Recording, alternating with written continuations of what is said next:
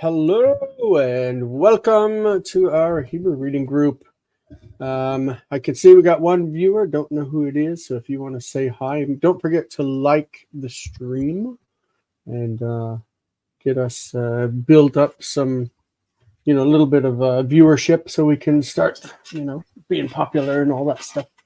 Welcome. We are tackling the book of Joshua, as you're aware. Today I'm here with Luke, and Jonathan should be joining us a little bit later.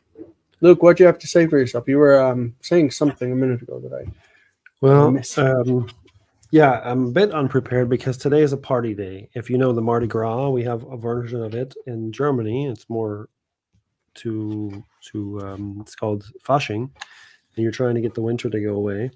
But it's basically a big party where they play loud music, and there was about 3,000-4,000 people in my little town right in front of my house all day. Wow. Well, brilliant. I didn't know that Fasching was a thing. It is a thing, and they're still partying down at the school. Yeah, so it's huge. There's people take vacation for it. So holiday. I don't know how you say happy Fasching. Yeah, I don't know either. It's pretty new to me. I don't really. It's about beer and loud, terrible music. If I offend anybody, kind of parties. No, the music is pretty bad, but it's not like I don't know. If anybody has any questions about it, it's not worth talking about. No, but there's a long tradition, and some people think it's connected to like the festival of Isis, like the parade that they did for Isis. Wow. Or so it's like related to Easter, the spring. Yeah. It's about, in some places it's really just like winter go away. So yeah, and it's also the start of Lent season for the Catholics. So. Well, let's say hi real quick. We've got Muriel in the chat. Hello. Okay. We've got Rasmus, and we've also got Keith. Keith, how you guys doing? All right. Yeah, nice to see you. So we are starting this week in Joshua chapter 6, and this is the exciting chapter that everybody thinks of whenever they think of the book of Joshua, because this is the chapter in which the walls of Jericho come tumbling. That's from the song, So let's throw the matzeget up on the screen. Matzeget, it's PowerPoint presentation. So I wish we were reading it from Jericho. I've been to Jericho one time. Yeah, and there's no walls. I mean, I don't know if you can find the walls. There's an old archaeological site which is really interesting to look at, but the Palestinians unfortunately don't really upkeep their sites like the Israelis do. So it was kind of, the gate was just open. There's nobody there working, and I went to see that. Say that Israel never existed if you actually honor archaeology. So yeah, but the Jericho also has the palace of Herod, which is it's not an archaeological site, but I went and found where it was, and spent the night. You found it yourself? Yes, going out, you have to walk towards towards the checkpoint, but down the wadi a little bit, and you can find it. And then I spent the night with Bedouins in Jericho there. Wow, it was an adventurous time. So it was pretty fun. So Jericho, that Herod was something else. Yeah, and his palace there is not really, it's not that big. But I remember the first time I went up on Masada when I was, I think I was 23 years old. I went with 𝗥𝗘𝗦𝗘𝗥𝗡, the birthright program. And I remember they took us up there and we had like a prayer service, and we talked about the story from Josephus and whatever. But I remember it just being like on top of the mountain, and they talked about doing military, like the military does their services where they complete their training and they go up there and they do a ceremony and everything.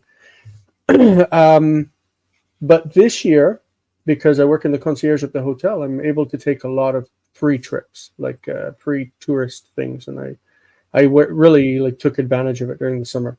And I went to Masada again as an adult, as a 40-something-year-old, And this time, I didn't stay in the little group that everybody went up. Everyone went up as a group, and they did like a round and talked.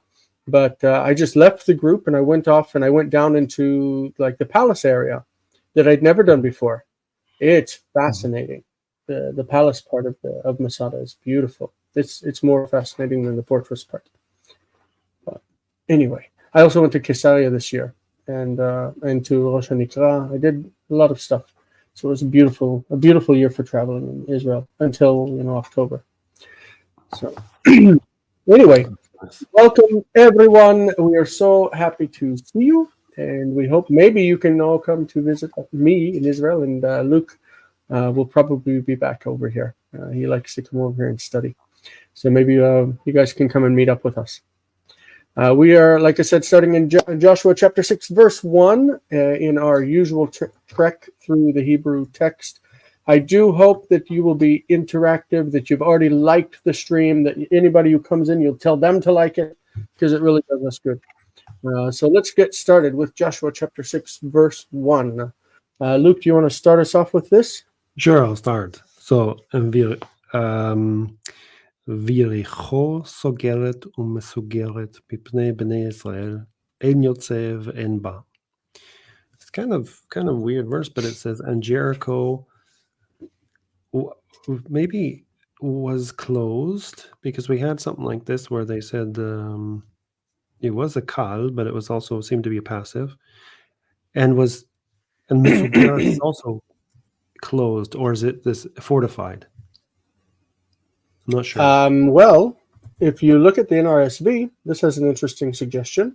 Maybe I'll throw it up on the screen real quick from Logos. Okay. Can you see this? Maybe I'll make it bigger. Yeah. Now, Jericho was shut up inside and out. Like it's closing and it's closed off. Yeah. It closes from people coming in, and it's closed off from people going out. Okay. Yeah. I like that. Okay, so it is an active sense there, but okay. Before the sons of Israel, so obviously there's the siege. They can't come in, they can't go out. That's what it says. There's no going out. There's no coming in. There's no coming. There's no exiting, and there's no entering. Yeah. What do you make of Viricho? Viricho. I just think it's why is it V?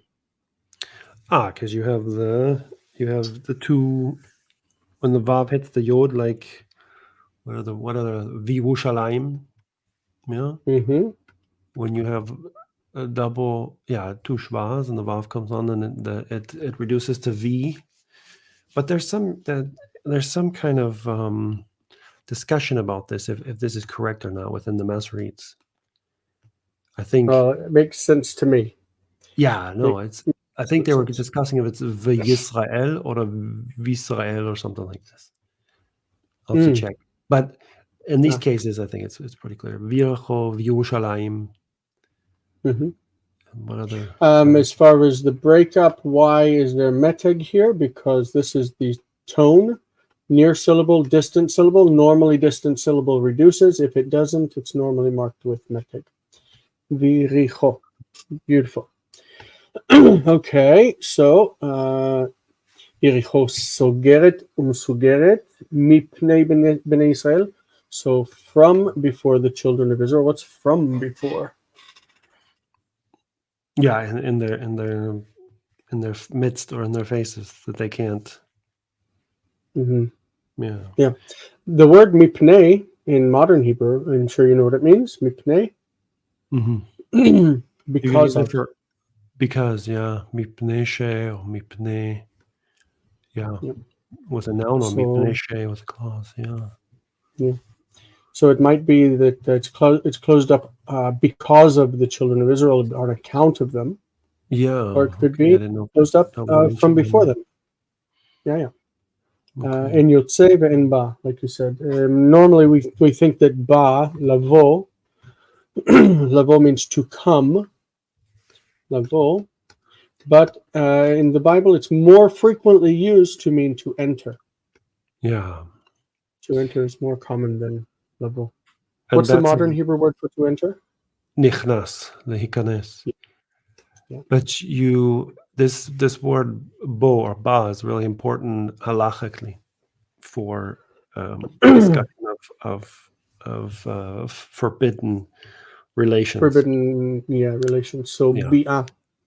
Yeah. Bi'ah, it means a sexual liaison. Yeah. Bi'ah. I remember. But it also has a very highly religious meaning. Remember, bi'at HaMashiach. Oh yeah.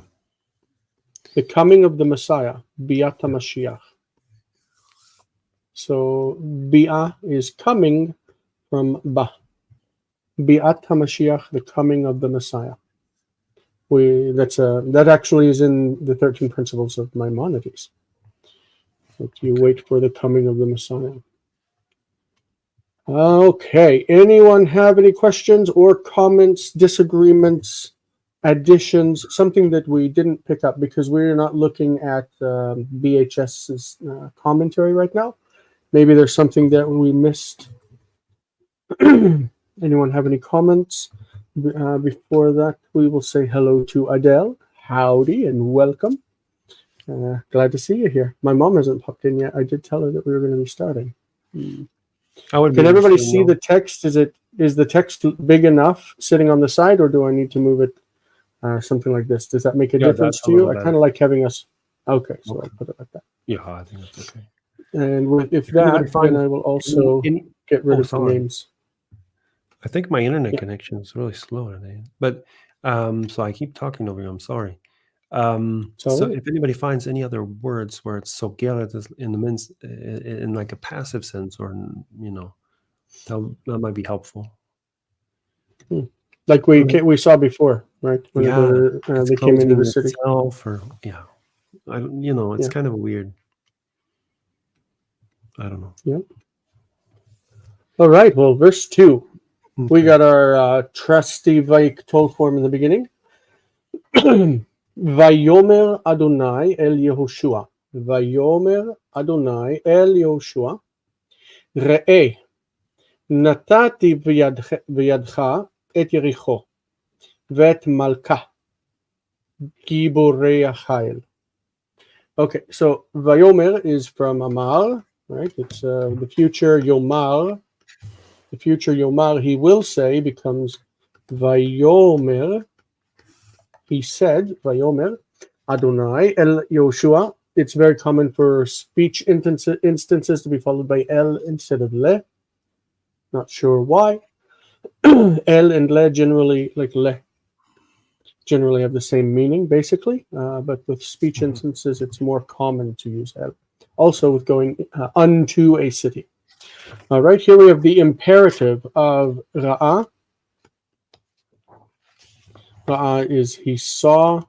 Re'eh is telling someone, see, look, see, behold. It's like Hine, see. I have given in your hand, et, that's the direct object marker, Yericho. I have put Yericho in your hand. I have put the city in your hand. The word latet, Natan means both give and put. So as put, it is a synonym of lasim, sim. Or there's a hifil verb that also means to put or to place. You know what that is? It's from the word for resting. You make something rest, you put it on the table, and that's hiniach. Niach, he put down. Niach, sim, natan. So we've got a lot of words that mean to put, but natan is the only one from among them that really means to give. And the opposite of give is to take, lakach. Right? And Jonathan would laugh and say lakach. All right, brilliant. Wonderful. So I have given it into your hand. I've given Jericho into your hand. It means I put it in your hand. I put it under your power. And et malka. Malka is not malka. Okay, there's malka, which is queen. Malka. And there's malka with that dot inside the hay. That dot inside the hay, this is called mapik. Mapik, and it means her. So it's her melech, her king. Why is it her? Because Jericho is a city, and cities are feminine. So Yericho ve'et malka, her king. I've put Jericho in your hand and her king and its king. Okay. 𝗥𝗘𝗦𝗡𝗥. 𝗥𝗘𝗦𝗡𝗥 means normally like fighting men or brave men, things like that. Gibor is a hero. And chayil is bravery or even power or wealth. It can mean a lot of different things. How does the NRSV render this one? The Lord said to Joshua, see, I have handed Jericho over to you along with its king and soldiers. So that would suppose a ve right here. Ve giborei chayil. Great. Any comments? Let's see if there's something from the BHS there, because I would imagine that there must be some textual divergence that would have the article there, but BHS doesn't show it. Okay. So in 6.2a, they say it's probably a gloss. I think. A gloss for what? The גיבורי חייל. A gloss for what? It's just yeah, I don't know. Let's see. Oh, probably. okay. But it's probably secondary. For those who are interested, the word chayil is another. It's a seglet construction. That is that the ayi, the ayi, represents like a vocalic breaking up, like bite. Bite was originally not bayit, but just bite. Bite that was a consonant in whatever, B-A-Y-T, bite or bait. But these are seglets in that the chirik is used with the yod to break it up, to break up a consonant cluster. I call anything that's a consonant cluster being broken up a seglet construct. That's how I think of them all together. Good. So nobody has any questions because y'all are masters, and you know what to do. There's one thing we just have to say. There's no dagesh in the beit. V'yaddecha. This one has to be read like v'yaddecha because there's a guy. Is that how I read it? Oh, I don't know. Natati v'yaddecha. I don't know either. No, you did it.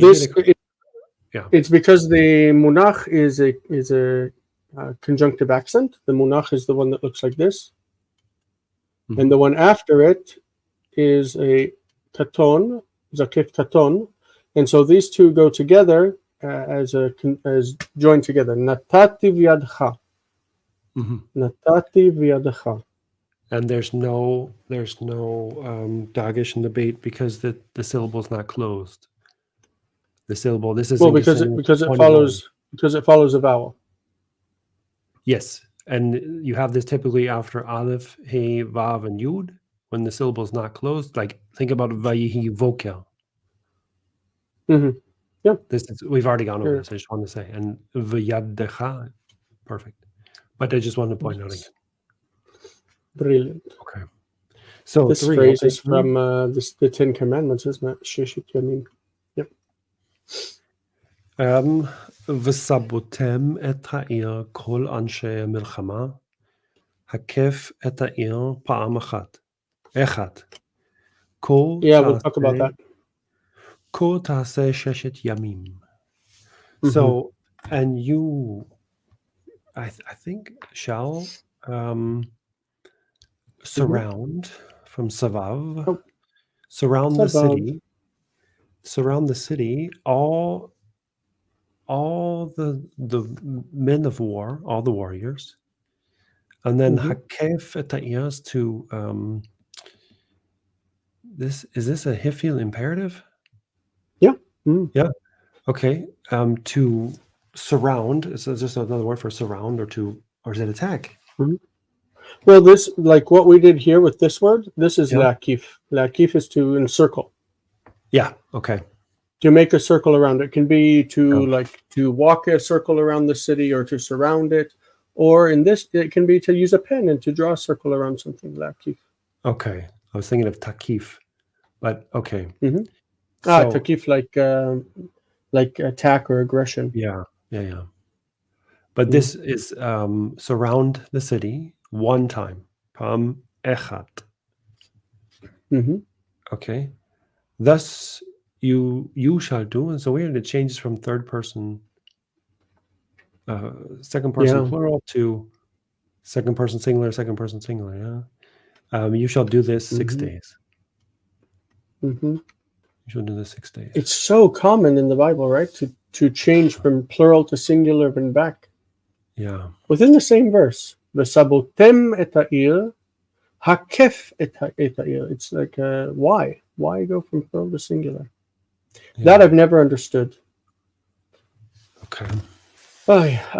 So let's look at the word echad. Echad. This is obviously not the standard form, because the standard form is pam achat. Pam achat. Pam achat. So how does achat become echad? Have you thought about this? Well, we have the lengthening because if it's in the pausal form. Yes. Okay. That is what's causing it. Yes.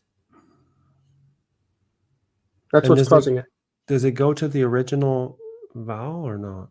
What's the original? No, the original vowel is ah. Actually, in Arabic, the word is wahad. Wahad. Yeah. W-A-H-A-D. Wahad. So what happened on the beginning of the word, in Aramaic, the word is chad. Chad, meaning one. So what was going on with this aleph in the beginning? It's probably added in Hebrew. It's probably proleptic aleph or whatever these words are, these magic words that people think mean things. You know what I mean? The aleph that you add like etmol instead of tmol, and edra instead of zwa. You know what I mean? Yeah. So the aleph is probably added. But let's think as far as the vocalization is concerned. Hare, mountain. So one mountain, Hare. If I say the mountain, Hare. Okay. Hare. But if I want to make this plural, Harim, then there's something that happens here that influences this, that they don't want to say, like this would be if we had virtual doubling, ha-harim, right? But they don't want they don't want the patach before a guttural with kamatz. A guttural with kamatz that's unaccented is problematic. So they say he-harim. He-harim, the mountains. He-harim, the mountains. And that's exactly what we have going on here. That we have suddenly a kamatz where we would normally have a patach. So achat is the feminine form. When it goes into pause, the accented syllable becomes kamatz, achat. And then you have chet with kamatz before or after patach. And that patach doesn't want to stand before chet with kamatz, and it becomes echat instead of achat. And it's actually what's going on with the word echad. Echad has this segol from the same influence where you have the chet with the kamatz. So it's really not supposed to be echad, but the vowel was colored in order to distinguish it from that chad, the cha. Yeah, that's fun, beautiful. But it's the same morphological principle behind Ha'arim, the cities, Ha'arim, and echad and echat. It's the same morphological principle that being before the kamats that's causing it. I don't know how many people bring that up because it's probably not something that's well talked about, but there's some good information for you guys. Pam achat becomes pam echat. Brilliant. Anything else? Why do we have a dagesh in sabotem? Savav is a really kind of a weird vowel root. Later on, it gets confused with sov.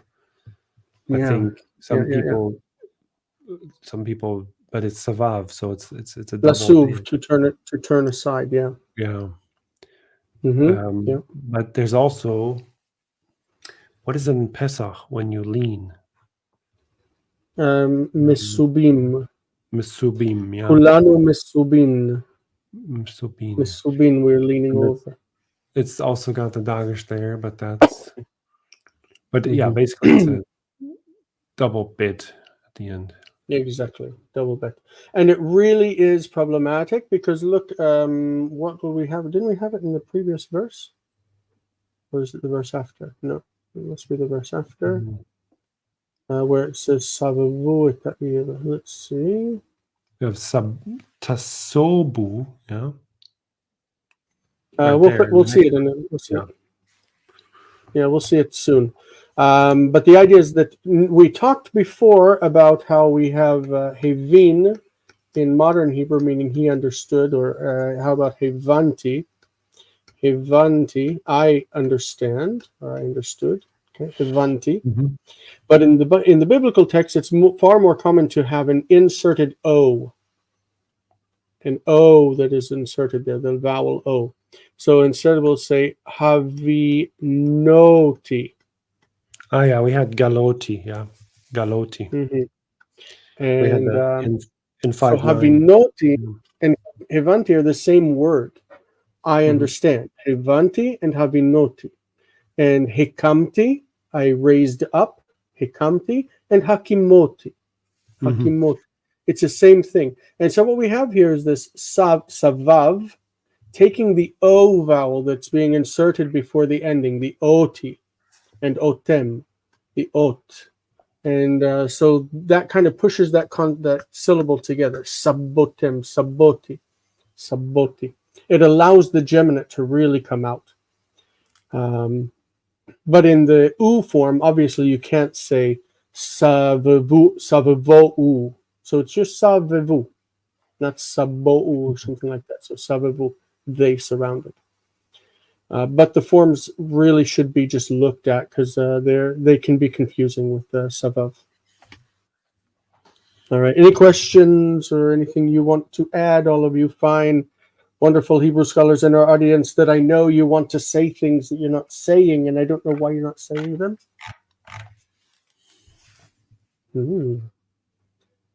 Because we are here to promote your comments.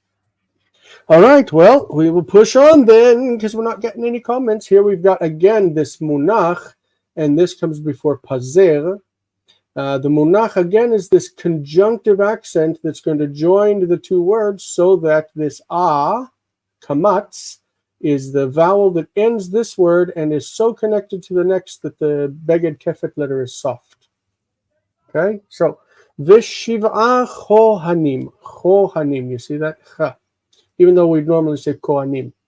V'shiv'a chohanim yis'u shiv'a shofarot, not shofarot because this is construct. Shofrot hayovlim lifnei ha'aron. Okay, ha'aron. Notice that aron is normally with a reduced vowel, aron, but when it takes the article, it's ha'aron. Kamatz, like ha'aretz. All right, lifnei ha'aron, uvayom hashvi'i, the seventh day, uvayom hashvi'i, tasobu. Okay, that is, if we have the vav consecutive, v'sabotem, Vesabotem. This is not vav consecutive. It's simple yiktol tasobu. We still have our doubled bet with that huge dagesh sticking out right there. Tasobu. Tasobu. Tasobu and vesabotem are exactly the same meaning. It's just this is vayiktol, not vayiktol, vekatal. And this one is yiktol. All right. Tasobu et ha'ir sheva pe'amim. והכהנים יתקעו בה שופרות. Notice shofrot is construct and shofarot is not construct. Shofarot, shofrot hayovlim. All right. And 7 priests, 7 kohanim, will lift up or raise up 7 trumpets of yovlim, of the yovlim.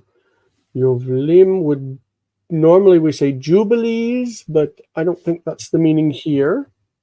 Haven't looked at an English translation yet. Let's see what it says. I didn't look. 7 priests bearing 7 trumpets of ram's horns. Are yovlim a word for is a yovel like a ram? Let's see. This is what I'm looking at. Yovlim. Okay, halot. So year of remission, that's the Yovel, the Jubilee year. And well, do you see another meaning of it? Oh, it says to blow the ram's horn. Because it has to do with it being inaugurated by blowing of the ram's horn. Brilliant. I didn't make that connection ever. Like I just know Yovel is the Jubilee. Lifnei Ha'aron, before the Ark.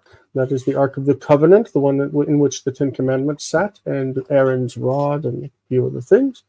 Showbread and whatever. Uvayom HaShvi'i, on the 7th day. That is the 7th day of them surrounding the city. On the 7th day, you shall surround. This is future. It's the like imperative, but it's the told. You shall surround the city 7 times. 7 times. Go around it 7 times. 1, 2, 3, 4, 5, 6, 7. And the priests will blow shofarot. They'll blow trumpets, ram horns, trumpets. Notice that the verb litkoa, taka, takes its object with bet. Litkoa ba shofar. Hello, everyone. Ba shofar. You're not on. Hi. Hello. You need to put in headphones. We're getting feedback. You have headphones? Oh, really? Well, We're just getting if a that's little the bit case, I'll have to switch computers. Oh. So well, I guess maybe just turn the volume down a little bit, just so that. Oh! I see what you're saying. You're getting your own voice. All right. Yeah, I'm hearing my voice. It's good to see you. Yeah. I have two questions. Oh. Let's just let it go for a minute. Let's let Luke say what he wants to bring up, and we'll see how it's doing. So the third word, yisu, has no dagesh. Ah, yes. Good. I think that's a question for Jason. So yeah, to raise up, but they should raise up. So it would be morphologically, we're going to put a little asterisk here. Yinsa, because this is an aw verb. Remember in the yiktol, it's not really yiktol. It's yiktol, yiktal, and yiktel. It could be 3 different forms. The vowel here can change. It's O, it's A, like sere, or it's A. So yilmad, he will learn. Yilmad. And yinsa is what's going on here, but okay. The nun loves to disappear and to assimilate. So what's going to happen is that the noon disappears and it pops inside of the sin, and it's yisa. Yisa. So that's the form. He will lift up. He will carry. When it became plural, this shuruk on the end, yisa'u. Yisa'u is what we'll find in pause. The accent, the stress naturally tended toward the end, and it shifted. Yisa'u became yisa'u. Yisa'u, and this vowel just slipped right out. And so we got yisa'u, yisa'u, yisa'u. Okay, so what happens when you have a dagesh forte, dagesh forte in Hebrew, chazak, dagesh chazak, that's followed by vocal shva. When it's followed by vocal shva, we often see what is called the loss of dagesh forte. The loss of dagesh forte if it's followed by shva in the 𝗥𝗘𝗦𝗘𝗥𝗡 letters. Jonathan, what is 𝗥𝗘𝗦𝗘𝗥𝗡? The sibilants and the vav and the yod and the lamed. And the mem. Sibilants would be. And the noon. Sibilants would be. Samek, Tzade, Zion, Sin, Sheen. Is that it? That looks like it. I'm sorry. So this represents, that looks like it. So that represents the S. S is sibilant. S is all of these letters. K is kuf. The kof and kaf. Was it the Not kaf? Not kaf. Only okay, kuf. just the kof. N is nun. Nun. M is mem. L is lamed. V is vav. And yod is, or Y is yod. 𝗥𝗘𝗦𝗘𝗥𝗡. All of these letters exhibit loss of strong dagesh if they are followed by shva. Does it mean that they have to lose the strong dagesh? The dagesh forte, the dagesh chazak. No, they there's have some to. forms that do have. I think there's Right. There is. Sometimes there's. Yeah. There's no rule that they have to. Look at hashvi'i. Hashvi'i. That is the same situation where there's a shin with a dagesh forte that's followed by vocal shva. It could exist theoretically without the dagesh. There's nothing that says it has to, but don't be surprised when you find it that way, like this. Yisa'u. Yisa'u. Okay? Okay, so I'm confused about if you say it's a vocal shva here, but this isn't this a short? When you lose the dagesh, because it is short, yes, because it's yis, su'u. Yis, the dagesh represents two sins. So one closes the syllable, yis, and the other one opens the next syllable. Yis, su'u. Yis, su'u. So when you lose the dagesh, you lose the second sin. So what you have is what is called a medial shva. Mm-hmm. Medial shva is called in Hebrew, what's it called? Shva. No, it's the other one is rachef. Shvanach. Merachef. Yeah. Merachef. Yeah, because it's like ruach Adonai merachefet al panei hamayim. Yeah, it's a hovering. Yeah, it's hovering. Mm-hmm. But and so it's functioning. It both closes the syllable, so it justifies having a short vowel, and it opens the next syllable so that it's a medial shva. It's both closed and open.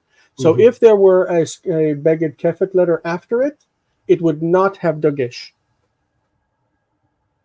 That's always fun. Okay? Okay, so because the rule is that if you were to see this form right here, you in modern Hebrew you'd read yis-u, and it wouldn't be, there's no medial shva in this is in modern Hebrew we're really good at ignoring a vocal shva too. Yeah. But the rules are that if a shva is under a word with a dagesh, then it's vocal. according to later rules. So. Yeah, but you pronounce it as if there were a dogish there. Yeah. So it's yisu, but not everybody does that. Yes. Okay. So, yeah, I haven't read much about the Shva Melachef, but okay. The second question is why there's so many here Gaia? We have shofarot, because he's like, I guess he's just saying you're supposed to go slow with these words. No, it's marking a full vowel and a distant syllable. It's really a standard thing that it does. And when you have munach commonly replaces Gaia. Okay. The usual rule this of is this is doing the same thing. Yeah, the usual rule of thumb is if it's preceded by a long vowel, usually it'll be a vocal Shva. I like to tell people that it's the Masorete's way of saying, I know. Like the rule is distant syllables reduce. That's the rule. Distant syllables reduce. So if this distant syllable doesn't reduce, the Masoretes say, I know, it doesn't reduce, it's still there. So this vowel is still there, it's full, this vowel is still there, because we have the reduction of syllable in the near syllable, in this case, because of the construct. But in this case, because of the form of the word, yovel is just yovlim. It's like a participle. Yovlim. So it's the Masorete's way of saying, yes, I recognize that there is a distant syllable, but we're going to keep the full vowel in it nonetheless. So ha'aron has 3 syllables: ha, distant, a, near, and ron, tone. And there it's marked with meteg to say, okay, it's a full vowel, we're not going to reduce it, it's okay. Same thing here. We've got ot, the rot, fa, and we have a full vowel and an open syllable that does not reduce. So the Masoretes are saying, I know it's a full vowel, just leave it there. It's a good way of marking this is the explanation I got from Weingrain a long time ago. I think it's really it's not perfect, but it's very explanatory. No, it's good, but it also, if you follow Yevon, you have to slow down the reading there anyway. So, but the shofarot would be a vocal shva because it's a long vowel. Shofarot, but I just think they're okay. You're saying it's of course it's there. Well, it's always the case. It's always the case that a full vowel is going to take longer to say than a reduced vowel. That's certainly true. Yeah, it's certainly true. And if you think of meteg as a bridle that you're putting it in your mouth to make you slow down like a horse, then that kind of makes sense. Yeah. Before we move on to the next verse, we want to say hello to Colton, who has just come late, and he should be punished. No, not really. But he says, welcome back, Luke. It's good to have you back. It's also good to have Jonathan, who happened to join us late, but we're happy that he's here. He's got a busy schedule, and he still makes time for us as much as he can. Fantastic. Jonathan, speaking of which, I think it's your turn to take over the next verse. Okay. V'hayav mishoch b'keren hayovel. Yeah. Hayovel. And what's the gray? It's that's 𝗕𝗘𝗦𝗡𝗥. Tiv. Yeah. Okay, so kshom achem kamat katan et kol hashofar yuriu kol ha'am teruah gdola v'nafla chomat ha'ir tachteha v'alu ha'am ish negdo. So mashach, to pour out. Limshoch is normally to draw or to pull. Okay, so So they shall draw out. The word for pour is Pull out lishpoch. a sword. Oh no, the horn. It's a horn. Mhm. Mhm. Yeah. So they'll pull out a horn. Hayovel. What's that? 𝗥𝗘𝗦𝗘𝗦𝗧. Let's look at the NRSV again. I'm just We using have NRSV Yovel as as something ram's to horn, bounce off of. as the ram's horn. So the Hayovel. limshoch, although it means drawing or pulling, it can also mean to do Oh, a something ram's long. horn. The ram's horn. But it can mean to do something long, like a long time. So there's a prepositional phrase that you'll need to learn from modern Hebrew, b'meshech, b'meshech. It's this. It looks exactly like this. B'meshech means like during something. It's like as long as it goes on. And it's the B'meshech way, kenes. and it's the way that you have to say b'meshech tunua, in movement or while moving. Yeah. Then because Hebrew does not have this gerund form in modern Hebrew, so it's a really useful one to have. So b'meshech is a nice word to have. If, let's say, like me, first of all, I will say something as far as news. My roommate has left the apartment for 3 months. So I don't feel any shame about being loud and being happy during our lesson tonight. It's really nice. Let's see. So what's the point of that? I stay up to do these sessions, these live sessions. I stay up till 3:30 in the morning.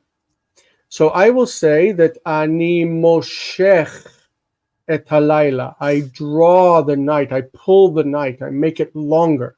If you pull something, you make it long. So limshoch is to draw. So in this case, he's making a long blow on the horn. Bimshoch b'keren hayovel, when he makes a long blow on the horn, or when they make a long blow on the horn. So then I would say when you hear the sound of the shofar, yariu. Yariu goes with tru'ah. Leharia goes with leharia. Yeah, what's Leharia. yara though? With an ayin. It's another word that's for making a trumpet sound. Leharia. Yeah, I don't know these words, so I need to open up my lexicon, but maybe not. You can just tell me them. I'll learn better that way because you'll be saying it. Well, let's look up in the lexicon. Here we go. So where are we? Just to shout or to make a loud noise, yeah. Maybe, yeah, shout. But it also is blowing on a horn. If you know anything about Yom Kippur, cry. Before Yom Kippur, which is the biggest holiday in Judaism, before that you have Yom HaTru'ah. Tru'ah. You know Tru'ah? Mm-hmm. So this is the Feast of Trumpets. That's what they call it in the New Testament, in the English versions of the Bible. Yom HaTru'ah. Yom HaTru'ah. On this day, the trumpets are sounded like many, many times, and so you'll see people throughout Israel walking in the streets blowing on ram horns.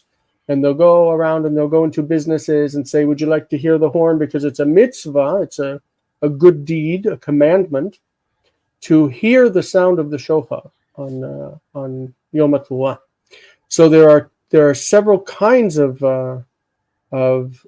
trumpet blowings. There's like if you hear the different ways that they blow, and so they've got the tki'ah and the tru'ah, like different types of blowing on the trumpet. For people who live in cultures where they use these trumpets for specific things, then they have different, people try to say that the Eskimos have 50 words for snow. I don't know how true that is, but But it's that kind of thing where in cultures that are based in these old agrarian lifestyles, they had different words for how to blow trumpets in different ways. And Heber's one of them. So to'ah, even though it can also mean just to make a lot of noise and make a lot of clamor, it's also a specific way to blow the trumpet. And anybody who's Jewish would know that that's the case. Yeah, Rasmus, you're right. Of course, it means here it means shouting, but I just wanted to make the point that it also means a type of trumpet blowing. Okay, sorry, Jonathan, go ahead. Oh, I'm not done yet. 𝗙𝗘𝗦𝗡𝗥𝗡𝗧. So 𝗕𝗘𝗦𝗡𝗥𝗡𝗙, this is 𝗥𝗘𝗦𝗡𝗥𝗡𝗙𝗧 So, yeah, I read that already. So let's translate this. All the people, let's see. That goes with 𝗥𝗚𝗦𝗡𝗥𝗡, right? Well, this is feminine, right? Because it goes with all the people will hear the sound of the trumpet and fall, and the city walls will fall in your midst. Well, in this case, this means that the people will shout. The people will make a great noise. And yeah, all and the people will shout. Then I would take the vav as then, or so that the walls of the cities will fall in your midst, and the people shall go up, each one before him. So I wonder what it means that the wall will fall under it. Oh, under it. 𝗥𝗘𝗦𝗡𝗥𝗡𝗙. Oh, 𝗥𝗘𝗦𝗡𝗥𝗙𝗧. Yeah. Under it. Yep. Mm-hmm. Makes sense. And all the people will go up, ish negdo, like one by one. Each one. No, they're like going to be beside each other. Yeah. Okay. You know. All right. Notice that, of course, the verb here is singular or plural. 𝗥𝗜𝗦𝗜𝗓 is.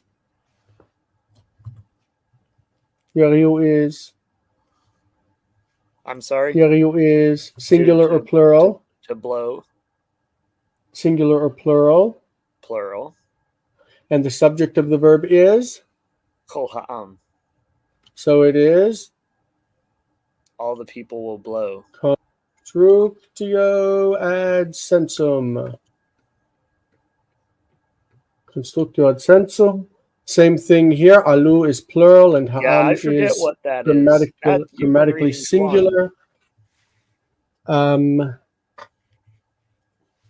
I think in Greek it's called 𝗥𝗘𝗦𝗡𝗥𝗡𝗧, meaning that it's according to sense. That the people, even though it's grammatically singular, it's a collective noun, and it represents more than just one person. Obviously, it's many people. And so we see what happens, semantically, what's going on inside your brain. You're seeing a lot of people semantically is overriding the grammar. Because the grammar would say, ve'alah ha'am. Ve'alah ha'am. The people will go up. It's singular. But it's kind of like the difference between... It's a collective singular. So it can take a plural verb. It's collective, yes. So in English, we have this issue we have a lot of issues between British and American English, right? Yes. Yeah, Colton, sorry, I'll just grab that real quick. In its place. The wall of the city will fall down in its place. The 𝗥𝗘𝗦 probably doesn't mean under the city. It means under the wall itself. The wall is here and it falls down underneath itself. It collapses. I think that's a good way to say collapses. So I don't know how do you say Chris Mike's World. I don't know. Great. Welcome. And if you need any help for learning Hebrew, that's what we're here for, but we don't really get into religious opinions. And we try to avoid that. Hello, It leads Chris. Is it Chris Mike's World? I don't know. Chris Mix World. I don't know why I was seeing an E in there. Welcome. So the point is, this is probably the way that that they would say that the wall will collapse upon itself. ונפלה חומת העיר תחתיה, ועלו העם. The people will go up. We would expect ועלה העם if it were grammatically correct, but there is a disagreement, what we call a lack of concord. For somebody who doesn't like grammatical terms, and that's me, I am familiar with these things. A lack of concord. Concord is agreement between subject and verb, and that is explained by what is called constructio ad sensum. That's fun. Okay, I'm going to let Luke take the next one. Okay. ויקרא יהושע בן נון אל הכהנים ויאמר אליהם שאו את ארון הברית ושבעה כהנים יישאו שבעה שופרות יובלים לפני ארון אדוני. So, and Joshua the son of Nun called the priests and said to them, take up the ark. No, what is the Ark of the Covenant, I guess? And yep. And 7 priests. Oh, I guess, and 7 priests should take up 7 shofars of ram's horns before the Ark of the Covenant, the Ark of God. Seems kind of repetitive, doesn't it? I missed taking out the vowels there, sorry. Yeah, kind of repetitive. This, what's it missing? Alehem. I don't think it's Alehem. Alai, Alecha, Alaich, Alav. It seems like it's okay. A yod? Elecha. It's missing a yod. Yeah, the endings for El. Yeah. The endings for El are what? I guess they're secondary endings or type 2 endings. I don't know what they call them. But they look like a plural, like a masculine plural. So they are attached to yod. Van Pelt calls those type 2 endings. Yeah. I'm not so good at that. I don't the like nomenclature. So the nomenclature. I don't blame him for anything. You don't like him, or you don't like that grammar? I don't like that grammar. I've never met him. Okay. Yeah, I'm sure he's a nice guy. I'm sure he is too. So Vaikra, kara with El means generally to summon, right? You call them together, you summon them. Okay, so in the previous verses, we had God telling Joshua, do this, do this, do this. And now we have Joshua saying, okay, I'm going to do it. And then so he told them, what is this? Se'u. It's just the imperative. Imperative, yes. Plural from Nasa, yeah. So we saw before Yis'u. Yis'u. And to make the imperative, you dropped the preformative from the imperfect, right? Se'u. Okay, so pick up the Ark of the Covenant. All right. And you rendered this as would, they would pick it up. Yeah, I don't understand why he just changes now. From imperative, he tells them this is the direct speech, and then he says, then there's a vav, and then there's and 7 priests will or should pick up.